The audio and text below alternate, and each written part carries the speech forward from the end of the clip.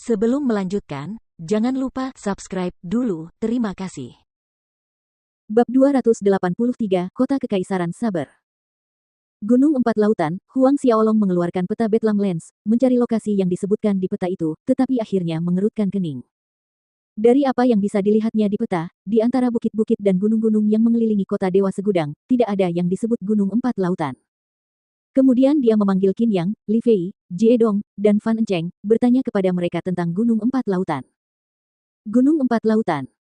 Qin Yang menggelengkan kepalanya, menjawab Tuan Muda, di sekitar kota Dewa Segudang ada Bukit 100 Racun, Gunung Daun Emas, dan lain-lain, tetapi bawahan ini belum pernah mendengar tentang Gunung Empat Lautan. Li Fei, Jie Dong, dan Fan Encheng semuanya menggelengkan kepala secara bersamaan pada Huang Xiaolong, mereka bertiga juga belum pernah mendengar nama itu.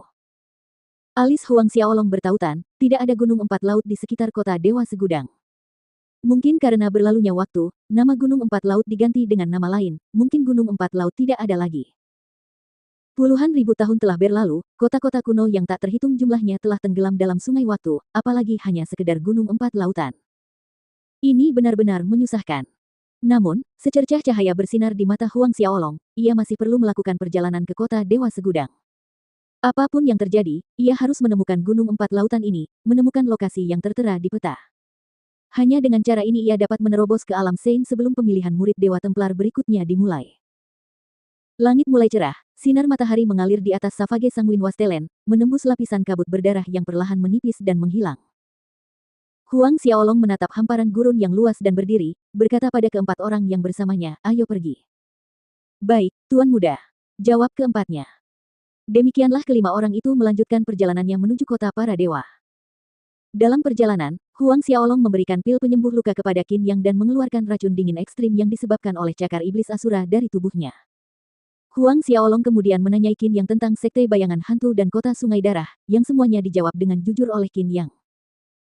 Sebagai patriark sekte bayangan hantu, hal-hal yang diketahuinya tidak diragukan lagi lebih dari sekadar Li Fei, termasuk beberapa rahasia-rahasia sekte lima racun. 2 hari kemudian, kelompok itu keluar dari Savage Sanguine Wastelen, tiba di suatu tempat bernama Saber Imperial City. Kota Kekaisaran Saber ini adalah salah satu dari 10 kota besar di Betlam Lands, meskipun berada di peringkat bawah, di nomor 9. Menurut rumor, pemahaman dan keterampilan orang itu dalam seni saber hampir sempurna, bahkan dewa dan iblis pun harus mengalah. Huang Xiaolong berdiri di depan gerbang kota Kekaisaran Pedang, menatap pedang batu besar yang tergantung di lengkungan gerbang yang memancarkan energi pedang tajam yang tampaknya menusuk orang yang lewat langsung ke jiwa mereka. Dia kagum, pedang batu biasa bisa memancarkan tekanan sebesar ini, bahkan memengaruhi jiwa seseorang. Tuan Muda, konon pedang batu raksasa ini adalah senjata pribadi Kaisar Pedang sebelum menerobos ke alam suci.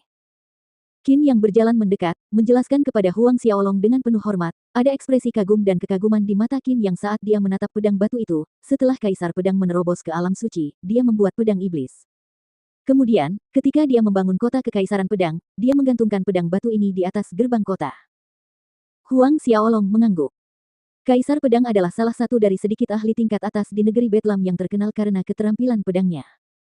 Karena pedang ini adalah senjata pribadinya sebelum ia menerobos alam Sein, pedang ini pasti telah menyerap sejumlah niat pedang Kaisar Pedang. Aku jadi penasaran, siapakah yang lebih kuat jika membandingkan Zhao Su dan Zhang Fu dengan Kaisar Pedang ini? Pikir Huang Xiaolong. Gerbang Asura adalah sekte super besar di benua awan bintang. Sebagai penjaga kiri dan kanan gerbang Asura, mereka tidak hanya dianggap sebagai kekuatan tingkat atas sekte tersebut, mereka juga merupakan ahli tingkat atas benua awan bintang. Mari kita masuk. Huang Xiaolong mengalihkan pandangannya dari pedang batu besar di gerbang dan berkata kepada Qin Yang dan yang lainnya. Kelima orang itu tidak menunda lagi, memasuki kota Kekaisaran Pedang. Saat mereka melewati gerbang, langit sudah gelap, oleh karena itu Huang Xiaolong memutuskan untuk mencari tempat untuk beristirahat malam sebelum melanjutkan perjalanan. Dengan kecepatan mereka berlima, mereka bisa sampai di kota Dewa Segudang tepat waktu sebelum tanggal pelelangan. Mereka berlima menginap di sebuah penginapan bernama Wang Fragrance. Penginapan itu memiliki restoran di lantai dasar, berukuran sedang tetapi penuh sesak dengan orang-orang, begitu banyaknya sehingga mereka hampir tidak dapat menemukan meja kosong. Ketika mereka masuk, aroma anggur yang menggoda memenuhi setiap inci ruang restoran. Saat Huang Xiaolong melangkah masuk, aroma anggur menggoda hidungnya. Huang Xiaolong menemukan meja kosong di sudut dan duduk, sedangkan Qin Yang, Li Fei, Jie Dong, dan Fan Encheng berdiri di belakangnya, ragu-ragu untuk duduk. Kalian semua duduklah. Huang Xiaolong menunjuk ke kursi-kursi kosong di sekitarnya. Keempat orang itu menjawab dengan hormat dan masing-masing duduk setelah mendapat izin dari Huang Xiaolong. Li Fei memanggil pelayan setelah dia duduk. Setelah meminta pendapat Huang Xiaolong, dia memesan satu meja berisi hidangan dan 2 kendi anggur berkualitas baik. Pelayan itu kembali beberapa saat kemudian, membawakan pesanan Li Fei. Meja itu dipenuhi makanan lezat, yang memenuhi 3 kriteria utama, warna, aroma, dan rasa, yang menggugah selera makan Huang Xiaolong. Meskipun dengan kekuatan alam Xiantian Huang Xiaolong, ia dapat bertahan lebih dari setengah bulan tanpa makanan, ia tetap memiliki kebiasaan makan. Di sampingnya, Li Fei membuka salah satu kendi anggur, menuangkan secangkir untuk Huang Xiaolong, yang langsung diteguknya dalam satu teguk. Anggur itu mengalir lancar di tenggorokannya, pedas dan keras dengan sedikit rasa pahit yang tertinggal di ujung lidah, namun memenuhi indera perasanya dengan sensasi yang tak terlupakan. Anggur yang enak, Huang Xiaolong memuji. Meskipun hampir tidak bisa dibandingkan dengan anggur keindahan atau anggur sapiditi, rasanya berbeda. Dia memberi isyarat kepada Qin Yang dan yang lainnya untuk mengisi gelas mereka, menikmati anggur bersama. Ketika mereka berlima mengangkat cangkir dan minum, terdengar keributan di luar penginapan dan sekelompok yang terdiri dari 5 orang masuk, di antara mereka ada 2 orang wanita.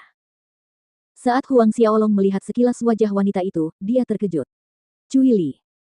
Sejak pertempuran kota Kekaisaran Duanren berakhir, dia jarang bertemu Cui Li. Terakhir kali dia bertemu Cui Li adalah 3 tahun yang lalu, sebelum dia berangkat dari Kekaisaran Duanren untuk datang ke sini, ke Bedlams. Xie Putih menyebut Cui Li dalam percakapan mereka. Dia tidak pernah membayangkan akan bertemu Cui Li di sini, di negeri Bedlam. Apa yang Cui Li lakukan di sini? Wanita lainnya adalah bibi muda Cui Li. Huang Xiaolong pernah bertemu dengannya, bertahun-tahun yang lalu, di Istana Kekaisaran Duanren pada hari upacara penghargaan. 3 orang lainnya, dari cara berpakaian mereka, mungkin adalah anggota keluarga Cui. Begitu memasuki restoran, seolah merasakan sesuatu, Cui Li mengangkat kepalanya dan mendongak, tatapannya bertemu tepat dengan tatapan Huang Xiaolong. Melihat Huang Xiaolong di sana, mata Cui Li yang indah mengandung keterkejutan, diikuti oleh kesedihan. Bibi termuda Cui Li juga memperhatikan Huang Xiaolong dan dia juga sama terkejutnya. Lili, kau kenal anak itu? Pada saat ini, pemuda di samping Cui Li bertanya sambil menatap Huang Xiaolong dengan mata bermusuhan. Cui Li tersadar, tetapi dia tidak menjawab pemuda itu, hanya menggelengkan kepalanya. Kelompok itu kemudian menuju meja kosong di sisi lain restoran dan duduk. Memesan beberapa hidangan, kelima orang itu mulai makan dengan tenang saat pesanan mereka disajikan. Masing-masing memiliki pikiran mereka sendiri, terutama Cui Li, kerutan di dahinya terlalu jelas di mata Huang Xiaolong. Beberapa saat kemudian, kelimanya membayar dan pergi. Meskipun penasaran tentang kehadiran Cui Li di Bedlam Lands, Huang Xiaolong tidak terlalu memikirkannya, dan dia juga tidak peduli. Malam yang tenang menyelimuti kota Kekaisaran Sabre. Huang Xiaolong duduk bersila di kamarnya dan hendak mulai berlatih ketika sebuah suara datang dari luar kamarnya dan dia fokus untuk mendengarkan. Tuan muda kita sudah bicara. Bagaimanapun, malam ini, kedua wanita keluarga Cui itu harus ditidurinya.